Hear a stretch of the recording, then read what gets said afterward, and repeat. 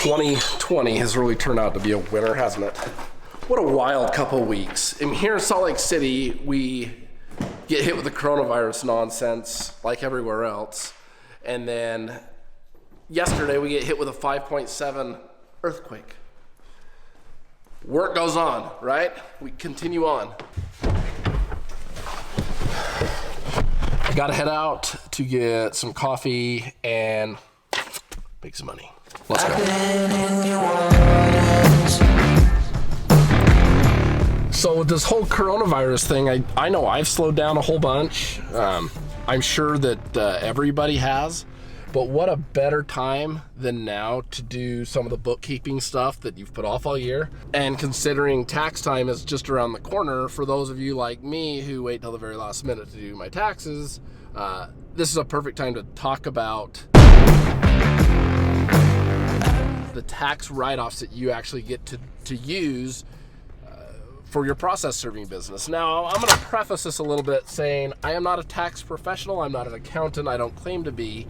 So you probably want to confirm all this with whoever does your taxes and your finances. However, this is what I have wrote off over the years of doing this, and it's been absolutely essential to me maximizing how much I earn at the end of the year. I know when I first started this, I had a lot of questions as to what I could write off and what I couldn't write off. With all this coronavirus nonsense, my kids are being held home for school for a couple weeks at least.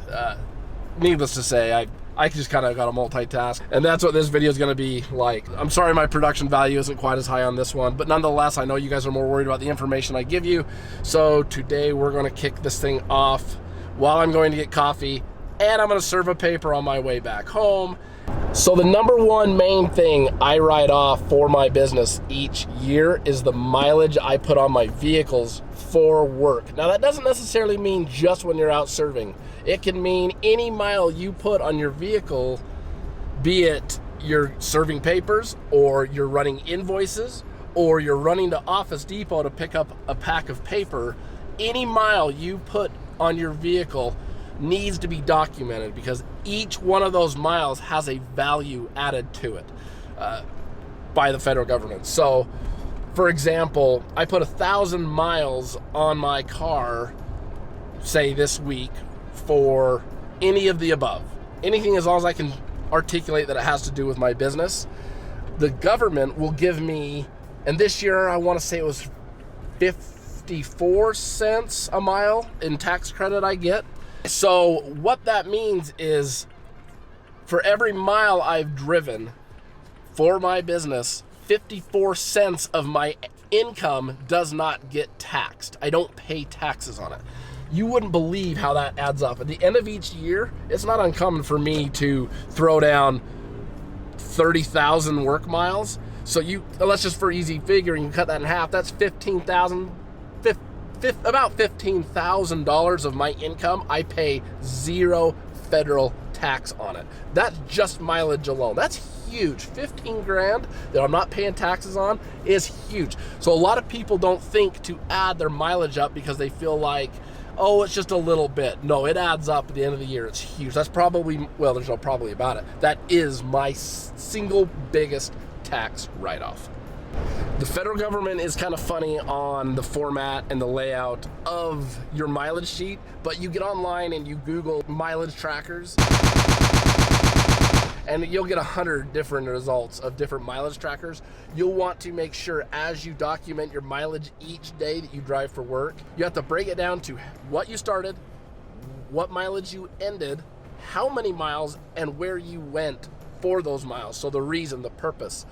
Some people have asked me, they say, well, why don't you write off the purchase price of your vehicle in lieu of the mileage? And yeah, it's tempting and it's appetizing at first because you see a big dollar amount that you could be writing off versus 54 cents a mile, which is how I do it. Well, I can write off my mileage year after year after year after year, and I'm telling you, it will far surpass the amount of just writing off the vehicle. Now, if you can write off both, that's news to me because I was told you couldn't, so I never have. But even if I had to pick, like I said, you can write off mileage year after year after year. You can only write off the purchase price of your vehicle just one time. Trust me, I have wrote off tens of thousands of dollars in mileage over the years, far more than I paid for that car. One thing to add to that, don't write off fuel. When it comes to writing off your mileage, your fuel, your wear and tear, your oil changes, your depreciation of that car is all factored into what the federal government allows. So once you write off the mileage, that covers the whole thing, which is actually good because it would be horribly difficult to track gas, oil changes, and document all that. It's just so much easier to do it this way. I know the federal government did something that made sense for once. I don't get it either, but it works for us. So kind of a funny story. As you see, I'm wearing Perks coffee hat. It's a coffee shop out of St. George, Utah. But the coffee shop I'm going to isn't a Perks. It's a different one of my favorite ones. So I actually will have to take this hat off in the drive-thru because I don't want to offend the owner. Hey. Yeah, you see the hat's gone? Kind of had to do it. I don't want to offend the guy. All right.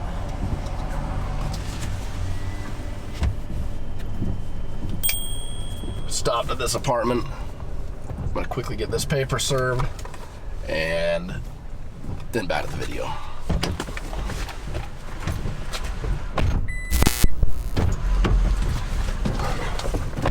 Got him.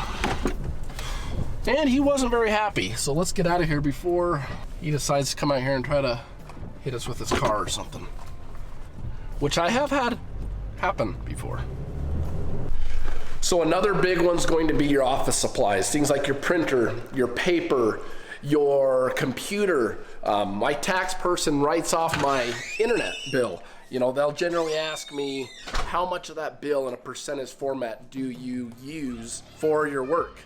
That can be a difficult number to arrive upon because it is tough to determine just how much of your internet you use for fun versus for work. But usually I just throw down 50%. I figure that's probably fair. That's probably at least close to accurate. You're gonna get the same thing with your cell phone. So of course I always write off my cell phone bill, and they do ask about how much I use it for work. Well, when you factor in GPS, email, you know, the forms my serve manager use online with it, it's huge. It's a huge amount of my phone I use for work. Like even scanning in, you know, affidavits of service or whatever I scan in an email, I use my phone a tremendous amount. So I'm able to write off, you know, a portion of my cell phone bill. You can always write off any subscription you may have, such as servemanager.com, which is something I write off every single month.